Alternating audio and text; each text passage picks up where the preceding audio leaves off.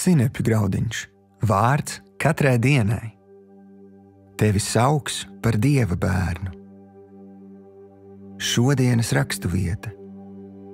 Svētīgi miera nesēji, jo tie tiks saukti par Dieva bērniem. Mateja evaņģēlijs, 5. nodaļa, 9. pants. Šodienas pārdomas. Mēs reizēm sakam, ja šis cilvēks kaut nedaudz mani respektētu, es nestrīdētos ar viņu.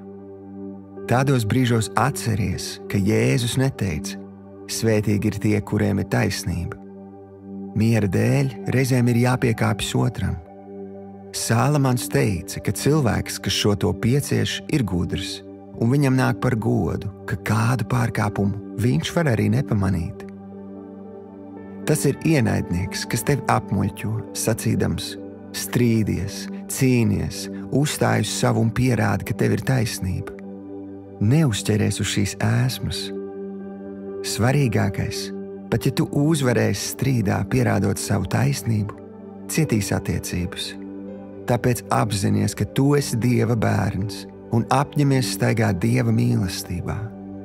Jo biežāk tu noliksi malā savu egoismu un ļausi, lai Dieva svētais gars tevi vada, jo biežāk tu kļūsi par miera nesēju.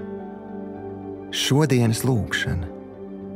Tēvs, paldies par žēlastību, ko tu man piešķir, kad izvēlos sekot tev. Dod man gudrību pareizā brīdī paklusēt un reizēm pat neievērot kaut ko, kas mani neapmierina. Es ticu, ka tava klātbūtne mani padara spējīgu būt par miera nesēju.